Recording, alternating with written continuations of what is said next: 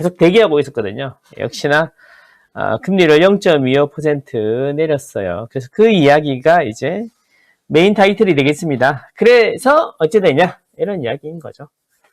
자, 룰루룰루님 안녕하십니까. 고래바다님 하이용. 예. 성현정님 연예인 아니고 그냥 동네 아재입니다. 동네 아재. 시원스쿨님 안녕하십니까. 희숙리님, 리희숙님 안녕하세요. 여러분들 진짜 보면 잊지 않고 계속 찾아주시는 분들이 되게 많으십니다. 몇 년째 지금 매번 시청해 주시는 분들도 계시고 항상 감사드리고요. 후랭이 보고 많이 오셨을 텐데 후랭이 하고 할 때의 텐션은 안 나와. 텐션은 안 나오니까 물론 그냥 좀 딱딱할 수 있어요. 딱딱할 수 있어. 참고하시고 오늘 이제 좀 이렇게 부드럽게 해보려고 노력을 오늘 많이 할 건데 좀 어색하더라도 이쁘게 봐주십시오. 그리고 뭔 이야기 하려고 그랬지? 그치? 오늘은 여러분들하고 소통을 많이 하려고 해요. 소통을 좀 해보려고 그러는데 일단 준비한 건 해야 되니까 소통을 많이 해볼게요. 그리고 45분 전에 최대한 한번 끝내볼 테니까 45분이 지나면 질문하고 싶은 거 있죠. 망고쌤한테 물어보고 싶은 거 있잖아요. 그거를 질문을 하십시오. 오늘은 그래서 그 질문하고 답하는 시간도 좀 가져볼게요. 일단 질문을 올리시면 제가 딱 보고 제가 답하기 좋은 것만 답하도록 하겠습니다. 또는 좀 짠한 거 이런 거 답해 드리도록 하고요. 그래요. 가능하면 좀 짠한 이야기나 아니면 공통된 사람들이 많이 궁금해하는 거 이런 거 쪽으로 한번 해보겠습니다. 두 분 합이 잘 맞아요. 그러니까 이렇게 어디 하나 찍어주세요 이런 거는 올려봐야 답 안 해줄 테니까 제가 열심히 공부해봤는데 여기 어때요? 여기랑 여기는 어때요? 이 정도는 모르겠는데 이렇게 한 6억 있는데 망고새만 찍어줘봐요 이런 거는 안 됩니다. 범수김님, 김범수님 안녕하십니까? 선님 안녕하세요. 시벤투라님도 본 것 같다. 그치? 베티님, 크리스님 반갑습니다. 자, 그럼 오늘은 중요한 게 있었죠. 한국은행이 기준금리를 그냥 확 낮춰버렸네. 좀 이렇게 안 한다는 이야기도 있고 했는데 결국에는 낮춰버렸습니다. 제가 지난번 9월인가요? 9월에 제가 금리를 안 내리고 끝났죠. 그죠? 그래서 제가 이제 좀 늦은 감이 있다라고 말씀을 드렸었는데 어쨌든 오늘 내렸습니다. 자, 그 이야기 한번 해보겠습니다. 자, 일단 준비한 자료를 한번 볼게요. 자, 한국은행이 3년 8개월 만에 금리를 인하했습니다. 자, 그러면 앞으로 어떻게 될까요? 부동산 시장에 대한 부동산 시장에 어떤 영향이 있을지 한번 알아보도록 하겠습니다. 한번 알아볼게요. 자, 보자. 이렇게 보니까 나이가 좀 많이 들어 보이시네. 우리 총재님. 자, 하는이 38개월 만에 긴축을 종료했다. 이창용 추가 인하는 금융 안정 고려. 이게 금융 안정이란 게 그거예요. 가계부채 문제가 크게 문제가 없으면 계속 내리겠다 이런 이야기인 거죠. 자, 문제는 이제 금리를 한번 내리게 되면 보통 계속 내리게 되니까 이렇게 올라가다가 멈췄다가 이제 다시 내려가는 이 피벗이라 그러는데 피벗 올라갔다가 멈췄다가 그러니까 올라갔다가 이제 방향을 바꾸려면 속도가 0이 돼야 되잖아요. 그리고 이렇게 멈췄다가 내려가는 건데 이걸 피벗이라고 그래요. 피벗이 되면 이제 한 번이 아니라 보통 여러 번 내려가니까 그래서 기대를 많이 하는 거죠. 이제 앞으로 당분간 금리가 계속 내려갈 거니까 자산시장에 긍정적인 요소가 있겠다. 이렇게 보통 많이 생각하시는데 그게 상식이죠. 특히 채권시장이라든지 주식시장이라든지 이런 데는 단기적으로 많이 움직일 수 있지만 부동산은 항상 말씀드리지만 단기적인 게 아니야. 이렇게 크고 무겁기 때문에 천천히 움직인다 그랬어요. 그래서 천천히 움직이기 때문에 좀 길게 보고 생각하는 게 좋습니다. 주식은 오늘 샀다가도 오늘 팔 수 있지만 아파트는 한번 사면 한 2년은 들고 계시잖아요. 그러니까 2년은 들고 계시니까 한 2년 이상 시장을 좀 바라볼 수도 있고 바라볼 줄 알아야 되는 거고 그리고 시장도 실제로 이제 뭐라 그러니, 이 거래 주기가 2년, 거래 주기가 길잖아요. 한 번 샀다가 파는데 한 2년씩 걸리고, 최소. 그리고 금액도 크고, 그 다음에 계약 한번 하는 것도 어렵기 때문에 거래 시간하고 거래하는데 비용이 많이 들기 때문에 그 흐름이 천천히 반영된단 말이야. 그래서 요즘같이 매일매일 실시간 신고가가 막 신문에 어느 나라가 지금 신문에서 아파트 거래된 거 신고가를 매일매일 실시간으로 보도한 나라가 있냐 싶기도 한데 어쨌든 그런 거 보고 막 유튜브만 돌리면 뭐 오른다 떨어진다 말들이 많은데 다 단기적으로 보통 이제 단기적으로 평가를 하죠 시장을. 그래서 그런 데 빠지지 말고 좀 길게 보는 습관을 들이는 게 좋다라고 계속 말씀드렸습니다. 자, 어쨌든 한미 금리 격차. 그래서 금리가 이제 미국이 먼저 내렸죠. 5.5에서 훅 내려버렸어요. 5.5에서 5.0으로 내렸죠. 그래서 빅컷 했잖아요. 빅컷. 한국은행도 이제 내려야 된다. 내려야 된다. 그래서 한 번 쉬었다가 0.25 내렸고 우리가 9월에 내리려고 그랬는데 가계부채 문제 때문에 한 달 늦게 내렸는데 조금 늦었다. 어쨌든 그래서 이제 한미 간의 금리 격차가 좀 줄어들었으니까 내리기도 쉬웠을 거다 이런 이야기 했는데 사실 이런 거죠. 미국이 이제 전 세계에서 볼 때 미국이 더 신용도가 있냐, 우리나라가 신용도가 있냐 이렇게 보면 보통은 미국보다 우리나라가 금리가 좀 높아야 되는 건데 그래서 항상 보면 이렇게 파란색이 우리나라인데 높았단 말이야. 이게 높았는데 옛날에는 근데 이게 역전이 되면서 걱정을 많이 했죠. 이제 달러 다 빠져나가고 환율 요동치고 할 거다라고 했는데 실제로 그런 일은 별로 일어나지 않았고요. 그 이야기는 이때도 있었어요. 2018년, 19년 이럴 때도 야 한미 금리 역전이다. 나라 망한다. 이랬는데 실제로는 그렇지는 않더라. 어쨌든 뭐 그래서 금리 격차가 조금 줄었다. 이 정도입니다. 자, 그러면 이제 기준금리 내렸으니까 어떻게 될 거냐 이런 거죠. 기준금리가 있고요. 실제로 기준금리를 우리가 대출을 받는 건 아니니까 기준금리가 있고 시장금리가 있고 대출금리가 있다라고 그랬어요. 근데 이 세 개가 보시면 이 빨간색이 이제 은행채 5년물 금리인데 시장금리라고 보통 이야기하고요. 시장금리 여러 개 있지만 우리가 이제 주택담보대출에서 중요한 시장금리를 볼 때는 은행채 5년물 AAA 무보증을 봅니다. 이게 이제 그 시장금리고 이게 기준금리에 밑에 이게 기준금리. 그리고 여기 이제 남색으로 되어 있는 게 우리의 그 은행들의 신규 취급액 기준으로 대출을 실행하는 평균 금리예요. 보면 이게 기준금리 위에 시장금리가 있고 시장금리 위에 대출금리가 있죠. 그래서 이게 어떻게 보면은 너무 상식적인 이야기죠. 기준금리보다는 시장금리가 조금 비싸고 시장금리로 은행이 시장금리로 돈을 빌려와가지고 대출을 해주는 거니까 마진을 붙여가지고 대출을 해야 될 거 아니에요. 그러니까 시장금리보다는 대출금리가 비싼 게 정상이죠. 그래야 은행이 남는 게 있으니까. 그래서 보면은 세 개가 거의 비슷하게 움직여요. 이렇게 정배열된 상태에서 기준금리, 시장금리, 대출금리 움직이는데 중요한 거는 보면은 기준금리를 따라서 이렇게 전체적으로 움직이더라 이런 이야기예요. 움직이더라. 그래서 기준금리가 이제 내려가면 시장금리하고 대출금리도 따라서 내려오더라 그런 거죠. 근데 이제 보통 시장금리는 기준금리를 선반영하거든요. 그래서 보시면 이렇게 쭉 올라간 다음에 기준금리는 그대로인데 시장금리하고 대출금리는 미리부터 이렇게 내려오고 있었다. 이렇게 보시면 되겠습니다. 그 이야기인즉슨 기준금리는 한번 방향을 바꾸면 한 번 내리고 만다 그랬어요. 여러 번 내린다 그랬어요. 그렇죠? 여러 번 내리게 되니까 대출금리가 내려갈 것이다. 라고 이야기하는 게 보통의 상식이죠. 그래서 우리는 기대를 많이 하는 거죠.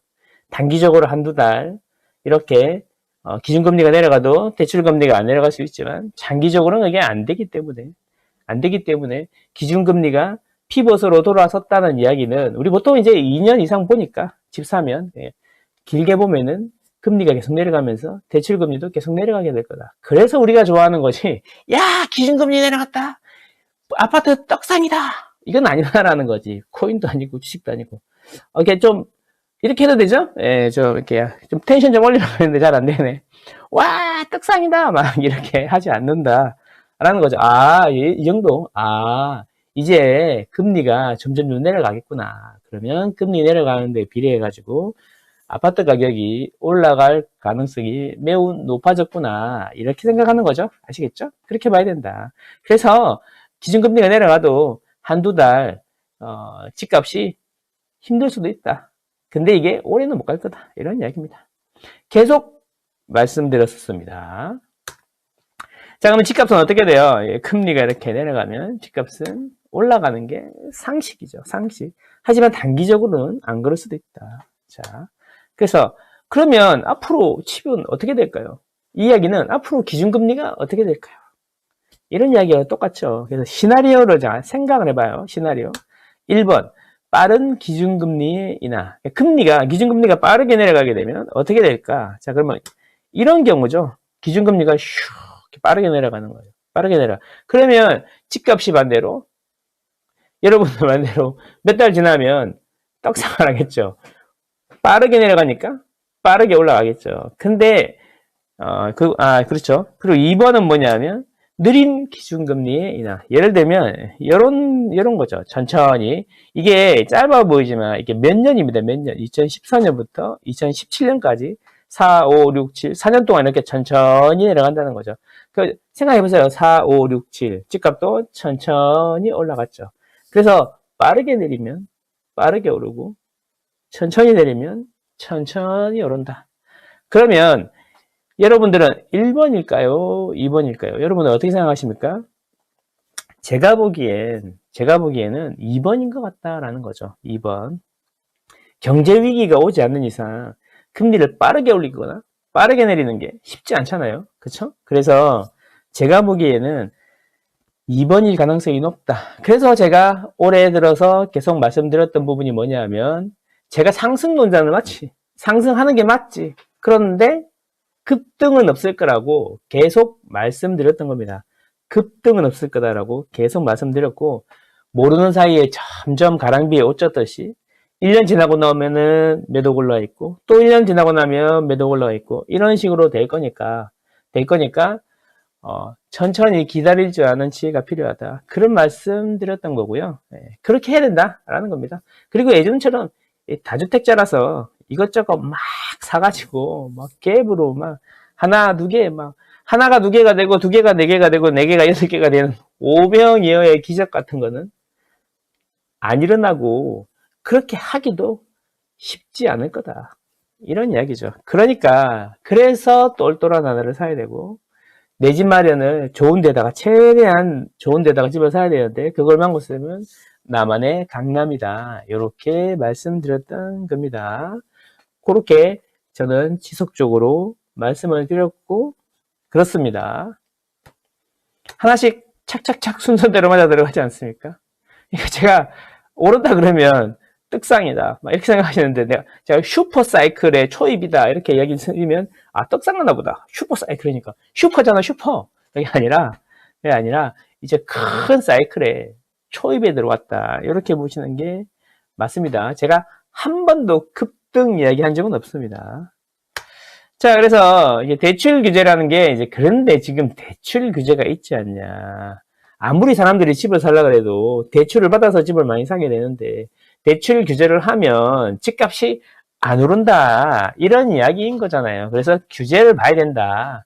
이런 이야기도 하고 그래서 금리가 내려가도 집값이 안 오를 수 있다. 안 오를 수 있다면서 확률은 낮다면서 그렇게 꼭 될 것처럼 이야기하는 건 뭐야? 여우구를 파는 건가? 그치? 뒤로 빠져나갈 구멍을 만드는 건가? 자, 어쨌든 대출 규제는 이렇게 생각하면 돼요. 대출 금리는 우리가 말하는 주택담보대출 금리는 시장 금리에다가 가산 금리를 더해서 결정이 되는 거죠. 이 시장 금리는 여러분들이 보통 하는 은행 예금 금리 또는 은행에서 채권을 발행해 가지고 돈을 빌려옵니다. 시장에서 은행들이 돈을 빌려와요. 그래서 아까 말씀드린 5년물 채권금리 이런 것과 관련이 있어요. 근데 그렇잖아. 정부는 이 시장금리를 정부가 마음대로 움직일 수는 없어요. 일시적으로 그럴 수 있겠죠. 마음대로 움직일 수 없어. 그래서 정부는 이걸 손을 못 대기 때문에 가산금리를 올리거나 내리도록 압박을 하는 거고, 지금은 작년 말에는 가산금리를 내리라고 압박을 했고, 올해는 가산금리를 지금 올리라고 압박을 하고 있는 겁니다. 그렇게 보시면 되겠습니다. 자, 그래서 보면 제가 이제 대출 증감률을 연도별 대출 증감률을 이제 증감 봤더니 대출이 작년 대비해서 얼마나 늘었냐 이걸 이제 봤는데, 보시면 대출은 계속 늘었어요. 2022년을 제외하고는 2002년 이후에 계속 증가했다라는 거죠. 자, 그리고 2019년에 좀 주춤했잖아요. 그때 보면 좀 빠졌고, 그 다음에 2020년, 21년에도 대출이 어마어마하게 늘었다. 그래서 저도 이런 이야기 합니다. 지금 정부의 대출 규제로 집값이 빠질 수 있다. 이렇게 말씀하시는 부분은, 저는 어떻게 얘기하냐면, 그러면 2020년, 21년의 대출 규제는 지금보다 훨씬 더 빡셌는데, 왜 그때는 대출이 이렇게 늘었냐, 이런 이야기인 거죠. 그러니까 대출 규제를 해도 실수요자들을 막을 수는 없잖아요. 그래서 결국에는 집이 오르면 사람들은 집을 사거든요. 결국 뭐냐면 대출은 거래량이라도 관계가 있지만 거래량이 많으면 대출이 늘어나는 거잖아요. 대출이 늘어난다는 이야기는 그런 거죠. 사람들이 집을 많이 산다는 거고, 집을 많이 산다는 이야기는 거래량이 늘어나는 거고, 실제로 거래량이 늘어난다는 건 사람들이 집이 오른다는 걸 생각하고 사고 싶어 하니까 그런 거잖아요. 제 이야기는 사고 싶은 마음이 깊으면 대출을 막아도 집값은 오를 수 있다라는 겁니다. 지금은 이제 그런 거죠. 사람들이 집을 사고 싶은 마음이 있냐 없냐, 이게 중요하다라는 겁니다. 자, 그렇습니다. 그래서 이제 정부 가계부채 관리에 대해서 좀 다들 뜬구름 같은 이야기만 하고 있는데, 이거에 대해서 좀 생각을 해봐야 돼요. 정부는 집값을 떨어뜨릴 생각이 없고요. 정부가 언제 집값 하락시킨다고 그랬어요? 들어보셨어요? 정부가 하락시킨대요? 아니잖아요. 정부는 하락을 시키는 게 아니라 안정을 시킨다고 그랬죠. 언제 하락을 시킨다고 그랬습니까? 그죠? 건설 경기도 내수 경기에 많은 부분을 차지하고 있단 말이지. 쉽게 포기 못 하죠. 그리고, 자, 그래서 제 이야기는 정부는 안정을 시키려고 하는 거지 하락을 시키려고 하는 게 아니야. 그래서 이번 정부의 기준은 뭐냐면, 지난 정부는 좀 약간 무지성이었던 것 같고, 왜 무지성이라 그러냐면, 충분한 시뮬레이션이나 이런 거 없고, 그냥 즉흥적이지 않았나, 이런 생각입니다. 왜냐하면 오늘 발표하고 내일부터 시행, 막 이러니까, 은행도 정신없고, 자기들도 정신없었을 거야. 그리고 제일 큰 피해자는 실제로 대출을 받는 사람들이었죠. 얼마나 우리가 힘들었습니까? 실수요자들도 분양받아놨는데 갑자기 대출 안 해준다 그래갖고 얼마나 발을 동동 굴렀었습니까? 근데 이번 정부는 그렇게까지는 아닌 것 같은데, 자, 이번 정부가 그렇게 가계부채가 늘어나면 대출 규제를 한다는 거야. 자, 그럼 가계부채가 안 늘어나면 대출 규제를 더 조이지 않는다는 거야. 그러다가 또다시 올라가면 하고, 그런데 그 기준이 있을 거 아니에요? 그 기준이 한국은행이랑 정부랑 합의해 놓은 기준이 어느 정도 있다는 거지. 그게 뭐냐면 GDP 성장하는 수준으로 가계부채가 증가했으면 좋겠다. 그래서 GDP 대비 가계부채 이야기 하는 거잖아요. 그죠? 그래서 그 기준이 뭐냐면 월 5.5조 정도다. 올해는 그렇다라는 거죠. GDP가 더 성장하면 조금 더 올라가겠죠. 그러니까 나라의 경제가 성장하는 만큼 부채가 늘었으면 좋겠는데, 나라의 경제가 성장하는 것보다 부채가 더 빨리 드는 것은 정부도 한국은행도 막아야 된다라는 거지, 집값을 폭락시키겠다라는 게 아니잖아요. 그래서 규제로 집값이 폭락할 거다, 수요가 없어서 떨어질 거다, 그럴 가능성이 매우 높다라고 하는 사람들은 그냥 그들의 전망이 아니라 전망을 하는 게 아니라 희망을 말하는 게 아닌가, 이런 생각을 할 수밖에 없다라는 거죠. 그래서 이걸 보세요. 잘 보세요. 2024년 월별 가계부채 증감액입니다. 그러니까 1월, 2월, 3월, 3월에는 증가 안 했고 4월, 5월 되면서 5월, 6월 되면 조금 올라왔죠. 그리고 6월, 7월 좀 주춤하다가 8월, 9월 급증했다는 거지. 그래서 정부가 언제부터 움직였어요? 이때는 풀어주다가 갑자기 5월, 6월 좀 이야기 좀 나오더니 7, 8월에 갑자기 빨리빨리 움직이기 시작했잖아요. 그래서 5.5조를 선을 그어보면요. 딱 요만큼이에요. 5.5조. 5월, 6월 넘었잖아요. 그쵸? 7월은 안 넘었죠? 비슷했다. 5, 6, 7 좀 흔들흔들 하다가 8월달 빡세게 올라가고 9월달 내려버리니까 어때요? 바로 규제가 나오는 거잖아요. 그죠?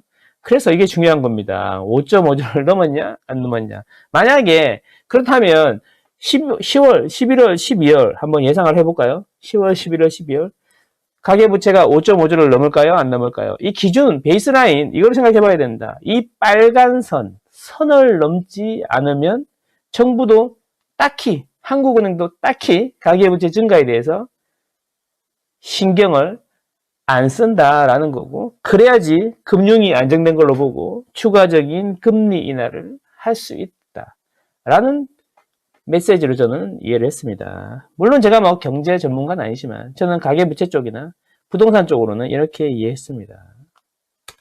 자, 그러면 결국 뭐냐면 가계부채는 주택담보대출 때문에 주로 생기던데 주택담보대출이 거의 대부분이에요. 가계부채는. 자, 그러면 주택담보대출 주택담보대출은 여러분이 생각하는 주담대 있잖아요. 그것만 주택담보대출로 보는 게 아니라 그 집단대출 있잖아요. 분양받아가지고 분양 중도금이라든지 잔금 집단대출도 포함됐고 전세자금 대출도 포함되어 있는 게 우리가 가계대출이라 그래요. 주담대라 그래요. 주담대. 네, 주담대라고 합니다. 주택을 담보로 다 하는 거니까. 우리가 보통 집 살 때 받는 주담대는 되게 좁은 의미로 얘기하는 거고, 우리 이제 한국은행이나 정부에서 얘기하는 거는 전세자금 대출이랑 집단대출이랑 주택담보대출이랑 합쳐서 주담대라고 한다. 이런 거죠. 자, 그러면 주담대가 늘어나려면, 가계부채가 늘어나려면 거래가 많이 되면 됩니다. 왜? 사람들이 집을 살 때 대출받아 사니까 거래가 늘어나면 대출이 늘어나겠죠. 그래서 보시면 앞으로 그러면 10월, 11월, 12월은 정부의 대출 규제가 어떻게 될 거냐라는 이야기는, 그러면 10월, 11월, 12월에 대출이 5.5조를 넘어가지고 계속 터질 거냐 안 터질 거냐의 문제고, 대출이 터지려면 거래량이 늘어나야 되는 거니까 거래량이 10월, 11월, 12월에 느냐 주느냐의 문제가 아니야. 시차가 있잖아. 시차가. 자, 10월 달에 잔금을 해야 잔금 때 대출을 실행하는 거니까 계약은 보통 몇 달 전에요? 2달 전에 하잖아요. 그러면 7월에 계약한 거는 9월에 보통 잔금을 하고, 물론 안 그럴 수도 있지만 8월에 계약한 거는 10월에 잔금을 하니까 그때 대출을 실행을 하겠죠. 근데 보세요. 제일 위에 이게 7월이에요. 7월 거래량. 7월 거래량인데 7월의 거래량이 가장 많았으니 9월에도 여전히 대출이 늘어났을 거다라고 볼 수 있는 거고, 한 달 반이나 2달이니까. 그럼 그 다음이 뭐냐면 6월이다라는 겁니다. 6월. 6월에도 거래량이 이렇게 많았어요. 그래서 8월달, 7월 말이나 8월달에도 8월달에도 대출이 많았던 거예요. 6월, 7월 이렇게 늘어났다는 거지. 5월달 여기서 시작해갖고 5월달은 좀 적었죠. 그래서 7월달은 좀 증가량이 적었던 것 같아요. 자, 근데 이제 9월은 아예 이렇게까지 내려와 버렸다는 거죠. 너무 차이 나게, 너무 많이 줄었지 않습니까? 그래서 거래량이 줄었으니까 대출이 11월부터는 확실히, 10월 말이나 11월부터는 확실히 줄은 것처럼 보일 거고, 이 추세가 12월에도 이어지지 않을까. 한 번 줄어든 거래는 갑자기 늘어나지 않거나 한두 달 사이에. 그러면 그렇게 보면 정부의 대출 규제는 연말로 갈수록 대출을 줘야 된다 이런 이야기는 줄어들 거다. 그리고 연초가 되면 다시 은행들은 적극적으로 대출 영업을 해야 되고 하니까 또 은행의 생리상 또 금리도 낮추고 하지 않을까, 이런 생각이 든다. 그래서 이번 대출 규제는 대출 규제로 집값이 급락할 거다. 이런 이야기는 글쎄요, 모르겠나요? 그래서 제 이야기는 정부의 대출 규제는 이런 관점으로 보셔야지 이해가 된다. 그렇다면 대출 규제가 더 당분간은 빡세지기 힘들 거고, 한국은행도 기준금리를 한번 낮추는데 이 추세대로 간다면 부담이 좀 덜하지 않을까. 이런 생각을 해봅니다. 그리고 내년 초에는 또 슬슬슬슬 올라서 봄 지나면서부터 또다시 거래량 늘고 대출 늘고 규제 또 하고 또 그래 조용히 했다가 또 가을 겨울 지나면서 조용해졌다가 다시 이 사이클이 계속 반복될 가능성이 있다. 그렇다면 이 거래량이 이렇게 준다면 집값이 떨어지는 게 아닌가 이런 이야기를 해봐야 되는 거죠. 대출은 새로 사시는 분들 이야기고 기준을 갖고 있던 분은 집값이 떨어지냐 안 떨어지냐 이게 중요한 거니까요. 자, 근데 문제는 뭐냐? 여러분, 대출 규제 있잖아요. 대출 규제. 그러니까 쉽게 말하면 금리죠. 금리를 올리면 되죠. 자, 금리와 관련된 건데 금리만으로 집값이 결정되는 게 아니잖아요. 보통은 금리하고 수급으로 결정되죠. 수급으로 결정되는데 자, 이게 서울의 앞으로의 입주 물량인데 특히 여기 보이시나 있죠? 이쪽이 특히 적어 보이지 않습니까? 서울의 2024, 25, 26 입주 물량이에요. 입주 물량. 어떤 분들은 이제 숨어있는 입주 물량이 있다. 막 집계되지 않은 게 있다 그러는데 저희가 다 거의 수작업으로 90% 이상 집계했다고 자신할 수 있습니다. 그래서 실제로는 정말 통계를 만든 이래 한 40년 만에 제일 적은 수준으로 떨어지게 된다. 그래서 중요한 거는 이제 금리는 제가 보기엔 중립금리 수준으로 맞추는 게 한국은행의 목표고 한국은행들 중립금리가 어느 정도인지 잘 모르겠다라고 얘기하는 거고 말할 수도 없다 이렇게 얘기하더라고요 보니까. 근데 지금이 중립금리 수준보다 높은 것은 사실이라고 판단하고 있다라는 거죠. 더 내려간다는 건데 은행들, 외국계 은행들, HSBC 이런 데서는 한국은 최종 2.25가 되지 않겠냐 이런 이야기까지 하더라고요. 그러니까 2% 중반 정도가 한국은행이 목표로 하는 중립금리가 그점이 아닌가 이렇게 판단한다 그러면 앞으로도 계속 내려갈 건데 예전처럼 0.5로 내려가고 1로 내려가고 이러지 않을 거라는 거지. 그래서 제가 보기에는 2%대로 접어들기 시작하면 이제는 금리 이야기보다는 수급의 이야기들 하게 될 건데 그러면 서울은 이거 어떻게 할 거냐 이거지. 그래서 제가 말씀드리는 게 그래서 이런 것 때문에 금리는 이제 변수에서 상수로 바뀔 것이고 수급이 이렇게 40년째 최저로 계속 연결이 되기 때문에 슈퍼 사이클의 초입이다 라고 이야기하는 겁니다. 자, 그렇습니다. 그래서 급등이 온다는 이야기가 아니라 내 집 마련하실 분들은 주변에 이야기, 하락한다는 이야기 이런 거에 귀를 열지 마시고 그냥 사시면 되겠다. 적어도 서울은 그렇다라는 이야기입니다. 자, 그렇다. 그래서 앞으로 집값은 급락할까요, 여러분? 아니면 급등할까요? 여러분, 아니면 약보합 조금 내릴까요? 아니면 강보합일까요? 여러분의 생각은 어떻습니까? 저는 4번일 거라 생각한다. 4번일 거라 생각하는데 시간이 지나면 언제 급등이 올지 모르지만 당분간은 쉽지 않을 거다. 그래서 하지만 지금 가격이 제일 싸다. 서울은 그렇다. 라고 생각합니다. 그래서 슈퍼 사이클이다. 스트롱 바이다. 이런 이야기 말씀드렸고 다시 말씀드리지만 급등을 말씀드리는 게 아니라 저는 한 번도 급등 이야기 한 적이 없습니다. 자, 그래서 우리는 지금 뭐냐면 기다릴 줄 아는 지혜가 필요하다라는 겁니다. 기다릴 줄 아는 지혜 사놓고 시간에 묻어가는 전략. 열심히 한 2년 살다가 보면 또 돈 모아서 더 좋은 집으로 가고 너무 마음을 급하게 드시지 마시고 집은 조용하지만 무겁게 움직이셔서 결정하시기를 추천드립니다. 여러분들은 현명하시니까 잘 현명한 판단하시리라 생각합니다. 저는 여러분하고 여러분 가족이 참 잘 됐으면 좋겠습니다. 이상입니다. 자, 그렇다.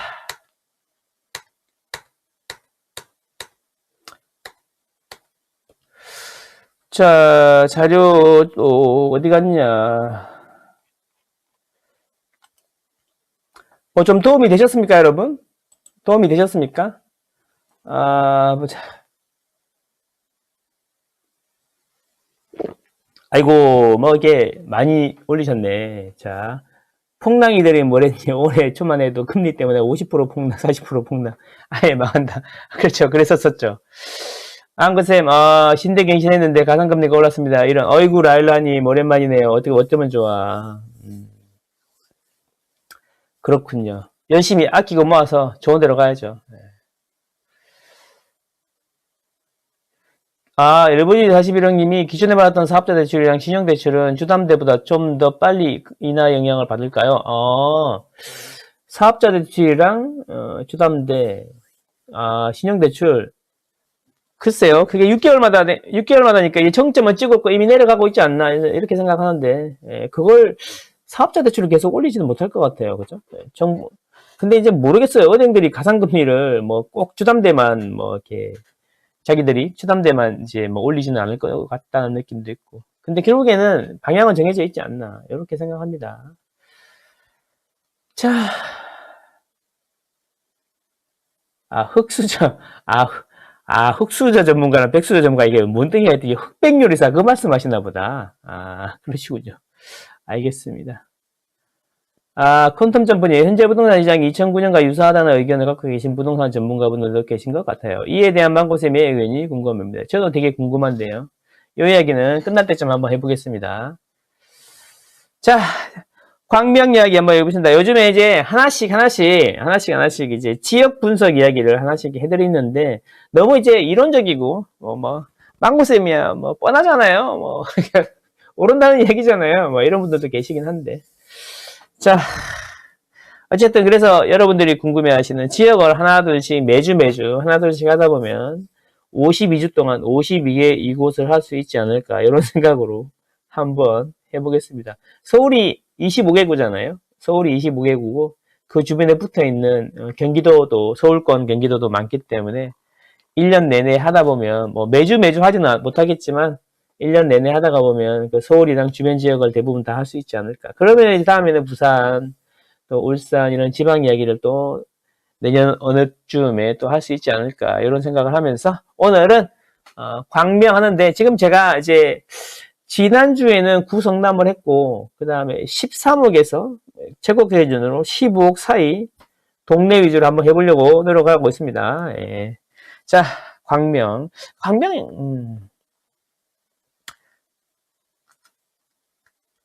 자, 13억에서 최고가 기준으로 13억에서 15억 시리즈 구성남과 올 초만 해도 엄청 비교를 많이 했던 광명시 이야기 한번 해보도록 하겠습니다.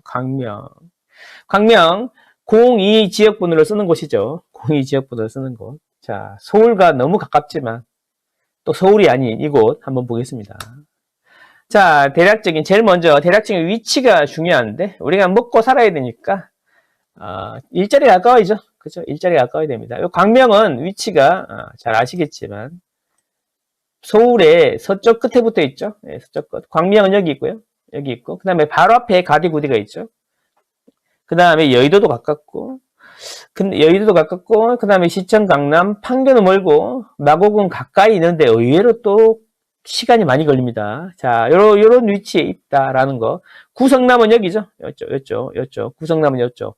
거의 이제 동쪽하고 서쪽, 동남쪽, 서남쪽의 끝, 딱 서울 바로 옆에. 자, 교통은 강남은 40분인데 의외로 마곡이 41분 걸리더라고요. 해보니까. 자, 그러면 시청은 35분, 가디구디는 너무 가깝습니다. 여의도도 가깝고 판교만 좀 멀 뿐이고 대부분 다 빠르게 접근할 수 있다. 이렇게 보시면 좋겠습니다. 어떻게 보면 구성남보다 업무지구 조건은 조금 더 나은 것 같다. 이런 생각이 듭니다. 자, 그러면 이제 애들 키우면서 학원도 보내고 해야 되니까 학원 보내기 좋은 데가 또 집값이 보통 비싸잖아. 그러면 학원 보내기 좋은데, 그러니까 아이들 키우기 좋은 데가 또 집값이 비싸거든요. 우리가 뭐 왜 삽니까? 뭐 애들 잘 되라고 애기들 있는 부모님들은 애들 잘 되라고 사는 거 아니겠습니까? 애기들 키우기 좋다는 게 제일 먼저 여러분 공부시키기 좋다는 것도 있지만 애기들 키우기 좋다는 것이 어떤 의미냐면은 안전하다는 겁니다. 그렇죠? 우리 모든 동물은 새끼들 가장 소중한 곳에 보관하잖아요. 안전해야 됩니다. 자, 그렇습니다. 이렇게 우리나라 만화에도 있어. 예, 어쨌든 광명시를 보면 여기 학군은 이제 하안동이랑 여기 철산역 인근에 학원들이 가장 많은 것으로 보입니다. 자, 광명도 재개발 재건축이 한창이죠. 광명의 신축은 또 재개발 재건축으로 많이 공급이 됩니다. 최근에 일직동 그래갖고 우리 광명역 있죠? 밑에 아래쪽에 광명역에 신축이 많이 들어오긴 했지만 그쪽도 거의 이제 입주가 다 대부분 끝났고 시간이 좀 많이 지났죠. 자, 그래서 보시면 아실에서 제가 자료를 한번 갖고 와봤는데 전부 다 너무 많습니다. 구성남하고 거의 모든 지역이 대부분 이제 뭐 재개발 재건축이라고 해도 과언이 아닐 정도인데, 여기 위에는 없는데요, 선생님. 여기 위에는 다 재개발 재건축이 끝난 곳이고요. 그리고 이제 그 아래쪽에 구역들, 그 다음에 여기 하안동이 이제 열심히 안전진단하고 있고 그런 단계라고 보시면 돼요, 하안동. 자, 그렇습니다. 그래서 재개발 재건축을 보면 여기 철산동 일대는 이제 1단지부터 12단지까지 있었는데 대부분 다 진행이 됐고, 그 다음에 남아있는 게 지금 12, 13단지를 빼고는 다 됐거나 입주를 눈앞에 두고 있는 거죠. 아파트 위주로 돼 있었죠. 저층 위주로 돼 있었다. 그 다음에 광명 뉴타운 있죠. 1구역부터 16구역까지 있었는데, 사실 보면은 지금 1구역부터 16구역까지 있는데 중간에 해제된 곳이 많아요. 광명 사거리역 근처에는 해제가 많이 됐어요. 여기 보시면 뻥 뚫려 있죠. 그래서 이게 광명 사거리역 외곽으로 진행이 많이 되고 있습니다. 그렇게 보시면 돼요. 그래서 이렇게 전체적으로 이쪽은 재개발이고 이쪽은 재건축을 하고 있고 이 아래쪽에 하안동도 열심히 따라가고 있다. 그래서 광명 뉴타운만 해도요, 2만 세대가 넘어가고 2만 세대가 줄줄이 입주를 하고 있거나 이미 조금 했고 앞으로도 입주 물량이 많다는 이야기죠. 철산동도 아직 물량이 많이 남았습니다. 자, 그렇다. 그래서 하안동은 이제 아래쪽에 이제 열심히 한번 해보려고 노력을 하고 있는데, 근데 잘 아시겠지만 하안동은 이제 중소형 아파트, 그러니까 중소형 면적이 많아갖고 사업성이 안 나온다. 그래서 말이 많았는데 광명시에서 철산 하안 지구를 용적률 330%까지 해준다고 해가지고 많이 기대감이 있는 건 사실입니다. 그래서 기대감이 있는 건 사실이고요. 근데 이게 잘 될 거냐? 이런 문제는 또 사업성이라는 문제가 있고 계산을 한번 해봐야 되잖아요. 자, 그러면 제가 계산을 한번 해봤어. 이게 작년에 계산을 했던 건데, 자, 볼게요. 한번 보여드리겠습니다. 참고만 하십시오. 참고만. 작년에 사업성을 한번 계산을 해봤는데, 자, 보세요. 그러니까 제가 단지 이름은 가렸어요. 왜 가렸냐면, 또 특정 단지를 또 이야기하면, 말들이 많아갖고, 일단 단지명은 가렸는데, 노력을 많이 하면 어딘지는 아실 수는 있겠죠. 어쨌든, 그렇습니다. 그래서 여기 보면, 자, 여기 밑에 있잖아요. 밑에는 철산주공 12단지고요.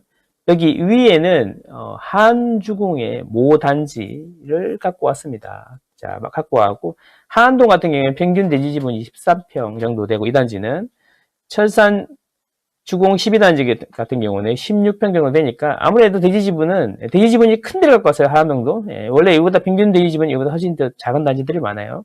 그래서 320%로 해가지고 일단 한번 계산해 봤어요. 지금은 330%까지 해주긴 하지만 제가 작년 10월 달에 멤버스에서 발표했던 건데, 자, 그래서 320까지 해주셨어요. 요걸 이제 이게 무슨 의미냐? 자, 보세요. 지금 17평이 있는데 재건축이 되고 나서 24평, 33평, 43평을 받게 되면 분담금이 어느 정도 나오는지를 이렇게 표시를 해 놓은 거예요. 표시를 하는데, 이게 43평은 빼고 24, 33을 보시면 돼. 그러면 이제 17평에서 하안주공의 어떤 단지인데 24평을 받으면 3억, 33평을 받으면 6억 정도 내야 된다. 이건 쉽지 않겠죠. 그리고 23평 같은 경우에는 1억 정도 내면 24평 신축 받을 수 있고 4억 5천 정도 내야지 33평을 받을 수 있다. 이런 게 됩니다. 전체적으로 보면 한 30평 정도는 되어야지 30평, 28평 정도는 돼야지 1억이나 2억 2천 정도 내면 33평을 받을 수 있다. 이런 거죠. 이렇게 보면 와, 분담금이 많이 나와서 쉽지 않겠다라는 생각인데요. 근데 사실 이거는 또 안전마진이란 거랑은 조금 다른 개념이에요. 내가 분담금을 내도 지금 시세보다 얼마나 싸게 사냐. 이게 중요한 거잖아요. 분담금을 많이 내더라도 들어가야 될 사람들이 있는데, 뭐 들어갈 수 있는 분들이 많지만 보통은 분담금 많이 내면 못 들어가거든요. 근데 분담금이 조금 나와도 지금 시세보다 싸게 사야 되는 거잖아요. 싸게. 그게 이제 안전마진인데, 사실 여기 보면 안전마진은 소형 평형 같은 경우에는 별로 없어요. 24평이나 33평을 해도. 43평 하면은 이제 그 안전마진이, 아니 43평은 당연히 안전마진이 없다고 보면 되고. 보면 평수가 커질수록 안전마진이 높더라. 그에 반해서 철산주공 12단지 같은 경우에는 대부분 안전마진이 7천에서 2억 5천 사이로 나오더라. 심지어 42평을 해도 안전마진이 1억 7천 이상, 1억 7천까지 나오더라. 이런 이야기예요. 이거는 상당히 보수적으로 계산한 건데. 그래서 제가 드리고 싶은 이야기는 철산주공은 13단지의 사업성이 좀 좋지 않은가. 그리고 하안주공은 그보다는 조금 떨어지지만 못할 수준은 아니지 않나. 이렇게 판단이 된다라는 겁니다. 이건 작년에 가을에 멤버스에서 한번 했던 이야기들입니다. 자, 그래서 다시 넘어가면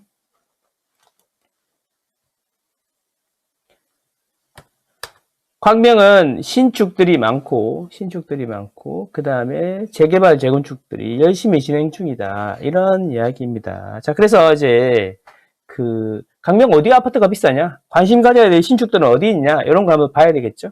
자, 그래서 보면 제가 10년 내 신축 기준으로 호가 제일 높은 것들을 한번 네이버에서 뽑아봤는데, 역시 철산역 옆에 있는 SK가 14억, 그 다음에 요렇게 14억, 13억 5천, 13억 이렇게 올라가고 있고요. 여기 가까울수록, 물론 여기가 조금 더 신축이지만 가까울수록 더 가격이 비싼 걸 알 수 있어요. 자, 여기. 그 다음에 재개발 같은 경우에는 철산 주공보다는 조금 싸죠. 10억, 11억, 13억 되니까. 그리고 이제 여기 밑에 아래쪽에 11억, 9억, 11억, 10억 이 정도 가격이 형성되어 있다. 결국엔 뭐냐면 철산 주공이 있는 데가 광명 뉴타운보다 가격이 조금 더 비싸더라. 이런 이야기입니다. 예전부터 아파트가 많았죠. 여기는 아파트가 많다 보니까 빌라가 많은 지역보다는 예전부터 가격이 조금 비쌌다. 그게 유지가 되고 있는 거다. 이런 거죠. 사실 아이들을 키우고 공부시키고 하는 데는 깔끔한 아파트 단지가 더 유리하지 않습니까? 그런 게 반영이 된 것 같다. 이런 이야기입니다. 자, 이거는 위계도라는 건데 제가 만든 건데 뭐냐면 34평 기준으로 신축 기준으로 가격에 어디가 비싼지를 표시해 놓은 거예요. 그래서 빨간색이 지나면 가격이 비싼 건데, 역시 SK뷰 쪽 있는데 철산동 쪽이 확실히 가격이 빨간색으로 많이 나와서 비싸고, 일직동 광명역 있는 데 있잖아요. 광명역 있는데 광명역 있는 데가 이제 그 다음으로 비싸다. 이렇게 보시면 되겠다. 그래서 우리가 이제 관심을 많이 가지는 곳은 보통 이제 여기 철산동, 그 다음에 투자로 보시는 분들은 광명 뉴타운 이쪽을 많이 보시는 것 같습니다. 이런 지역들을 관심을 가지시면 어떨까 하는 생각이고요. 자, 체크 포인트가 있는데 광명 같은 경우에는 입주 물량이 많아. 그래서 보면 너무 많아. 올해가 7,700세대, 내년에 11,000세대. 거의 2만 세대가 줄줄이 입주를 한단 말이에요. 2026년까지.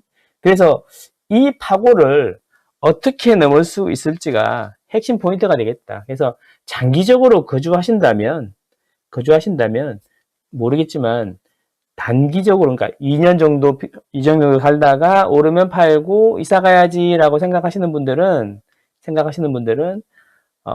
고민을 좀 해보셔야 되지 않을까, 이런 생각입니다. 요게 이제 2만 원 정도 되는데, 올해하고 내년에만 거의 2만 호란 말이에요. 그러면 이게 헬리오시티가 12,000, 헬리오란다. 둔천주공이 12,000인데 여기도 거의 2만 호가 1, 2년 사이에 들어오니까 가격이 안 그랬으면 지금보다는 가격이 높지 않았을까 이런 생각인데 본격적으로 또 입주를 시작하니까 이게 조금 지켜볼 체크 포인트가 되겠다 그런 이야기입니다.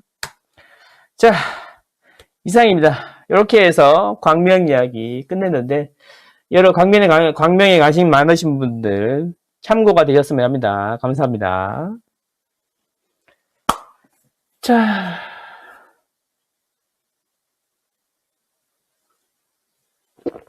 자, 여러분들 이제 궁금하신 거 질문하세요. 네, 궁금하신 거. 자, 보자. 이원태님.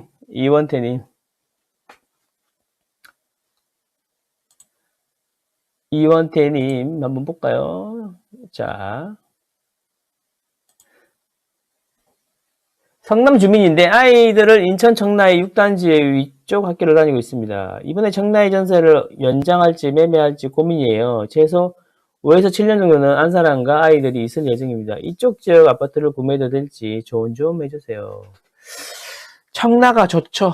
딱 깔끔하고 거의 완성되어 있는 도시고 그쵸? 좋은데 글쎄 실거주하기는 너무 좋죠. 커넬 워커도 있고 그런데 이제 다만 집값이 다른 지역에 비해서는 상승폭이 좀 낮죠. 그건 장기적으로 그렇게 될 가능성이 높은데 왜냐하면 청라는 머리 위에 검단을 이고 있고요. 검단에도 입주 물량이 많지 않습니까?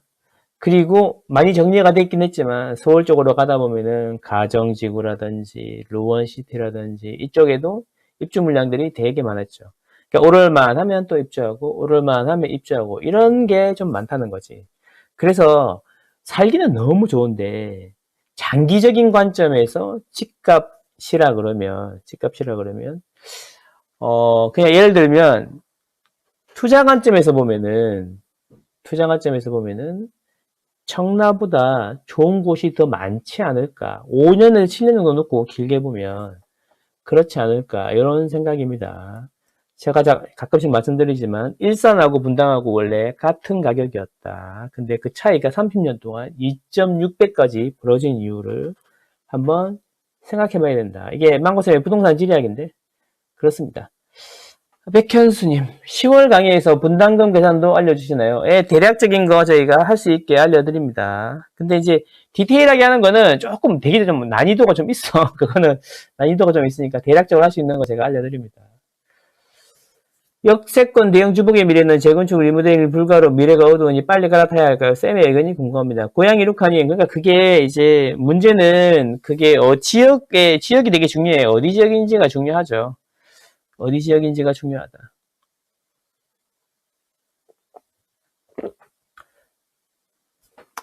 자, 보자.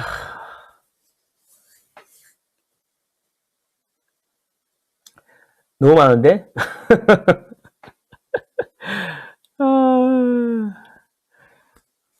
병수기님, 상암 4단지 거주하고 있다. 현금 3억 있는데, 목동 상급지로 한번 옮기는 게 좋을까요? 대출은 현재 없습니다. 아이가 초4입니다. 빨리 가시면 좋겠습니다. 고양이 루카, 분당이요. 정자동 이야기하는 건가? 정자동? SK 뭐 이런 거 이야기하는 건가? 아니면 정자동에 있는 거기 주복들 이야기하시는 건가 본데. 대부분 다 오릅니다. 대부분 다 오르는데, 거기도 관리라는 게 이제 중요한데, 관리가 주복은 상당히 잘 되고, 튼튼하게 지어가지고, 그리고 또 커뮤니티가 되게 중요해요. 정자동 같은 경우에는 커뮤니티가 되게 잘 돼 있잖아요. 그 커뮤니티라는 게 이제 시설적인 면도 있고 관리적인 면도 있지만, 그 안에 사시는 분들의 자산 소득 뭐 이런 걸 보면은 상당히 괜찮거든요. 살기는 되게 좋아.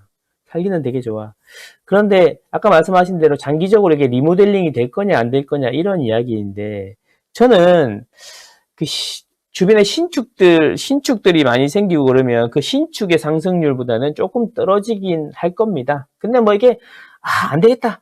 지금 이제 미래가 없으니까 나가야겠다. 이 정도 수준은 아니라는 거지. 왜 그런 말씀을 드리냐 하면 그 압구정 같은 경우에는 사실 재건되기 전까지만 해도 재건축이 뭐 거의 뭐 언제 되려나? 뭐 안 되겠지. 막 이런 느낌이었는데, 이런 느낌이었거든요. 근데 요즘에 재건축이 된다, 안 된다, 이제 막 이야기가 점점 된다, 이제 이런 쪽으로 가기 전에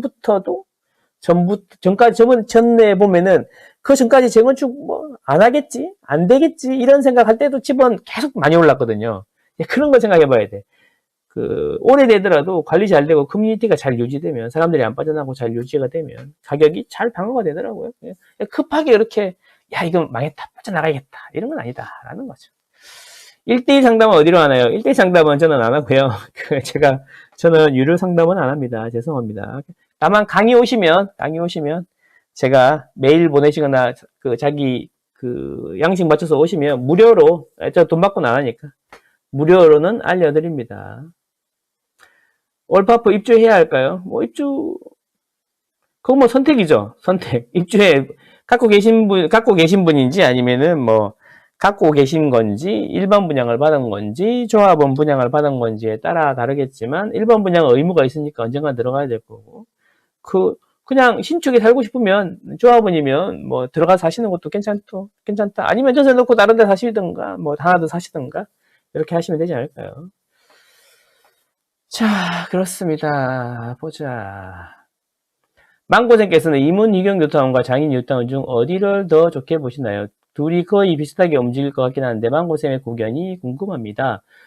비슷할 것 같습니다. 비슷할 것 같은데 이문 유경은 서울에 조금 가깝다는 그런 느낌이 있는데 장인 뉴타운 같은 경우에 서울에서 좀 멀고 6호선 지나가고 하는데 이제 문제는 광운대 역세권이 이렇게 포인트인 것 같아. 광운대 역세권 개발이라는 게 있고 GTX 장기적으로 있으니까 시간이 갈수록 이제 서로의 그냥 독특한 특징들이 이제 부각이 되겠죠. 이문 유경 같은 경우에도 올해 입주도 많고 한데 거기가 이제 전체적으로 싹 이제 아파트촌으로 바뀌잖아요. 그래서 둘이 비슷비슷하게 갈 것 같긴 한데 시간이 GTX 들어오고 강원도 역세권의 아이파크 분양하고 그다음에 이제 상업 시설들이 쭉 들어오는 그런 시기에는 장의가 좀 더 입에 많이 오르내리지 않을까 이런 생각을 해봅니다.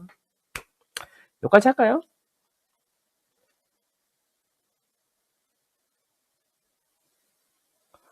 개꿀잼 사남매 왜 내 나이가 왜 궁금한 거야? 왜 궁금한 거야? 그냥 저는 나이를 그냥 저는 동네 아저씨입니다. 예, 삼촌입니다. 삼촌. 예. 오프라인은 품절인데 온라인도 개별 상담 가능한 거예요. 메일 보내시면 됩니다. 품절이에요 또? 진짜 이거 또 품절입니까? 그러면 어떻게 해야 되지? 이거를 강남역으로 좀 큰 거를 올려야 했나? 품절이라 오늘 아침에 제가 또 자리를 몇 개 확보해가지고 오프라인을 열었는데 또 품절입니까? 그렇구나. 강남역으로 가야 되나? 티셔츠는 어디 거예요? 이런 거 좀 물어보시면 왜 물어보시는 거야? 이거 티셔츠 어디 거냐 이거? 톰 브라운이네요. 톰 브라운입니다. 예. 예전에 2020년, 21년에 이제 막 집 사고 팔고 해갖고 돈 좀 벌어가지고 제가 2020년, 21년 전까지만 해도 2020년 전까지만 해도 되게 막 엄청 짠돌이고 아끼고 그랬거든요. 돈을 쓰질 않았어요. 잘. 근데 뭐 2020년, 21년 지나면서는 이제 집 팔 때마다 옷도 좀 사고 시계도 좀 사고 신발도 좀 사고 했는데 22년 되면서 또 분위기 안 좋아져가지고 그때 산 것들 하나씩 입고 있습니다. 요즘에 나오는 블랙들은 다 그때 산 거라고 보시면 되겠습니다. 클로엔이 강남, 가만히 있어봐. 이게, 여러분, 한번 하나 물어보자. 여러분들 혹시 오프라인으로 오실 분들이 더 계시면 강남역 쪽에 한번 강의실을 알아보고요. 조금 더 알아보고. 아니면 그냥 온라인으로 하시면 되고. 근데 뭐 오프라인은 금방 마감되더라고. 희한하네. 왜 마감이 되지? 저도, 예전에는 마감이 금방 되는데 최근에는 안 되더라고. 그래서 안 될 줄 알았는데 금방 마감돼서. 재건축에 관심 있습니까? 그렇죠. 여러분 있잖아요. 앞으로 재건축 재개발로만 서울에 신축을 얻을 수 있다라고 생각하셔야 됩니다. 그러니까 뭐 재건축으로 집을 사든 안 사든 간에 서울에 사시고 신축에 대해서 궁금하시면 서울에 신축이다. 신축이 궁금하다. 서울에 살 계획이 있다. 그러면 그러면, 재개발 재건축을 꼭 알아두시는 게 좋습니다, 원리는.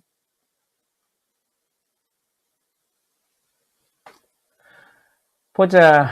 개꿀잼 사남매님, 사남매님, 남은 거 연세가 어떻게, 저는 뭐, 옛날 사람입니다. 항상 데이터 분석과 경험에서 말씀해 주시는 어느 전문가보다, 보시는 눈이 뛰어난 것 같습니다. 항상 보고 있습니다.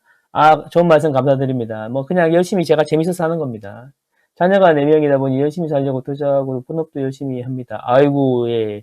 지방 투자의 큰 상승은 맛보지 못했고, 다주택자를 아무것도 못하고 있습니다. 아, 그러시구나. 언제 오프라인 번개 같은 거 있으면 응모하셔가지고 한번 봬요. 아, 대전, 청주, 광주 들고 있는데 지방도 곧 좋은 소식이 있길 바라면 한 1, 2년 걸리지 않겠습니까? 예, 1, 2년. 예, 저도 뭐 지방에 물린 거 많습니다. 솔직히. 예, 많고. 근데 이제 지방에서도 잘 된 게 많기 때문에 물린 게 많아도 그냥 뭐 이렇게 더하기 빼기 하면은 좀 괜찮은 것 같습니다. 예, 그래서 버티는 거죠. 뭐. 화이팅입니다. 예, 뭐 지방의 시대가 분명히 올 겁니다. 금리가 2% 중반대로 가고 그러면 수급의 시대가 올 건데 이제 어차피 이제 지금은 지방에 물량이 많아요. 그래서 내년부터 조금씩 바뀌잖아요. 그러니까 1, 2년 정도 지나면 지방 이야기 많이 하고 있지 않을까. 그렇습니다. 전대건님, 2주택으로 가야 할지 1주택으로 가야 할지 고민인데 어떻게 판단해야 할지 고민입니다. 올해 35살입니다. 일시적 1가구 주택을 고민해 보세요.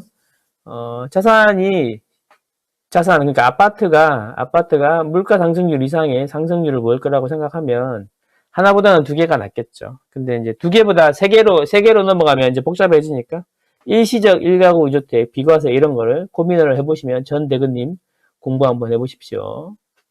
올파프 1분이에요. 간사의 거주중입니다. 5년 후 잠실로 가고 싶은데 입주하는 게 좋을까요? 사구 타입입니다. 실거주 의무 있지 않아요? 3년 내에 실거주 해야 되잖아요? 그래요? 예. 뭐, 너는 관사에 계시면, 거기 세 놓겠다. 그리고 세 받은 걸로 다시 투자하겠다. 관사에 최대한 오래 있겠다. 예. 그죠? 예. 크기가 본인 살기에 불편함이 없다면, 저는 그렇게 하겠습니다.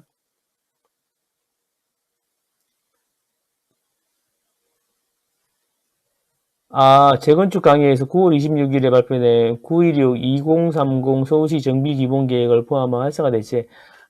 그거 뭐 잠시 그 정도 이야기 해드리는 건 어렵지 않습니다. 에버리지 40이라니. 학군 특강 해주세요. 학군 특강은 왜 학군 특강 해달라 그러지?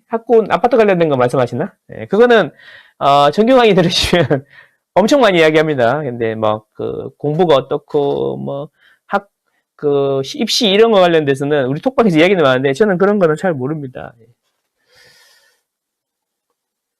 개꿀잼 사는 매님 알겠습니다. 한남 영산 노량진 재개발은 피가 높은데 다른 곳은 피가 많이 안 붙어 공부해서 들어가기는 좋은 것 같아요. 좋은 시절님, 좋은 시절이 와야 돼. 근데 좋은 시절이 빨리 오는 곳이 있고 천천히 오는 곳이 있어요. 그게 사업성인데 공부를 많이 하시고, 많이 다니시고, 재개발, 재건축에 대해서 많이 아시면, 여기저기 많이 알아보시고 하시면 되고, 잘 모르겠다, 아직. 공부 아직 많이 안 됐다, 그러면 진행이 많이 된 거를 많이 보시면 좋겠습니다. 백현수님, 솔직한 게 매력이시네요. 제가 많이 솔직합니다. 숨김이 없습니다. 예, 솔직하게 얘기잖아. 이제 강의팔이 하니까, 예, 강의 많이 들어주세요. 예, 그리고 좋아요도 많이 눌러주시고, 아시죠? 예, 솔직해야지. 돈 많다면서 왜 강의하고 강의팔이 하냐 그러는데, 여러분 제가 돈을 많이 벌었는지는 잘 모르겠지만, 돈 많이 벌었다고 이제 놀아야 되면 이건희는 20대 때 은퇴했겠죠? 그쵸? 예, 해보시면 알겠지만, 사람의 욕심은 끝이 없고요. 그리고 집은 아파트는 아무리 많아도 현금 흐름이 갭 투자해놓고 이런 데는 해놓으니까 월세가 많지 않기 때문에 현금 흐름이 없잖아요. 그래서 집 팔아가지고 생활할 수는 없으니까 매달 현금 흐름을 만들기 위해서 열심히 하는 겁니다. 실버라이니님, 망고쌤, 알라병. 감사합니다. 은선님, 감사합니다. 자, 오랜만이네요, 실버라이님이. 그라비티님, 오프라인 원합니다. 그래요? 오프라인 원해요? 알았다. 강남역 한번 알아보고, 유튜브 커뮤니티나 아니면 블로그에 공지하겠습니다. 막내딸 데리고 갈게요, 와이프랑. 네, 알겠습니다. 금조 프레싱님, 잘 계세요? 금조 프레싱님 요즘에 좀 잘 안 보이시는 것 같아. 다른 데 어딜 가도 항상 보이셨는데 요즘에 잘 안 보이시는 것 같아. 예. 집 다 팔고 청약 노리는 게 맞나요? 자꾸 친인척이 청약을 넘전한다고 서울 놀이라는데 청약할 바에 차라리 입주형 노리는 게 낫지 않을까 싶은데 청약이 좋은 데만 되면 하면 되죠. 서울은 로또니까 하면 되는데 그게 쉽나요? 좋은 거는 가점이 높은데 당장 유주택자에다가 무주택으로 만들고 막 갑자기 부양가족 6, 7명 되고 이렇게 만드는 게 쉽나요? 그죠? 뭐 제가 잘 사정은 모르니까 알아서 잘 판단하시면 될 것 같습니다. 뭐 제가 만약에 뭐 가점이 높으면 청약을 노리고 가점이 안 높으면 뭐 열심히 또 뛰어다닐 수밖에 없죠. 저는 20대 후반부터 집이 있었기 때문에 청약은 사실 생각을 많이 안 해봤어요. 솔직히 말씀드리면. 그래서 이제 아파트만 사파사파 하다 보니까 이제 어차피 베리몸이라 청약은 글쎄. 그래도 이제 가점 계산해보면 30점 초반이던데. 아무튼 그렇습니다. 투자해도 연금 흐름이 안 좋아서 죽을 때까지 해야죠. 그러니까 맞아요. 이원태님. 죽을 때까지 해야 되니까 가정을 죽을 때까지 해야 되니까 가정이 너무 고통스러우면 안 되잖아. 그냥 즐겁게 해야 된다. 즐겁게 그렇게 하시는 게 좋습니다. 라이프 로드 인더 지오스 로드님, 망고쌤 1대1 상담을 어떻게 받으면 되나요? 저는 1대1 상담을 안 하고요. 유료 상담을 안 하고요. 그리고 강의 오시면 오프라인으로 오시건 온라인으로 오시건 간에 이메일 상담이나 뭐 따로 무료로 한번 해드립니다. 그게 답니다. 예, 저는 여기 그러니까 이런 거 할 때 많이 물어보세요. 자, 강의요? 오프라인 강의장. 이게 다 찾는데 어떡하지? 하여튼 내일 좀 알아보고 강남역에 강의장이 있는지 한번 확인해보고 뭐 되면 하고요. 아니면 뭐 다음에 들으시면 되죠. 제가 공지하겠습니다. 자, 그쵸. 올라도 팔기 전에 쓸 돈이 없어요. 맞아요. 집을 팔아야지 돈이 생기는데 그 돈 또 팔면 또 안 써요. 또 다시 또 뭔가를 하지. 자, 이 정도 해야 되겠습니다. 왜냐하면 오버됐네. 오늘 또 멤버스 라이브가 있기 때문에 그 멤버스 분들은 라이브 방으로 오시면 되겠습니다. 자, 오늘은 9억에서 3억까지 유망 유망한 아파트들을 알려드릴 테니까 좀 이따 뵙겠습니다. 자, 오늘 여기까지 하겠습니다. 9시가 넘었네요. 감사합니다. 다음에 또 뵙겠습니다. 건강하시고 다음 주에 뵙겠습니다. 안녕.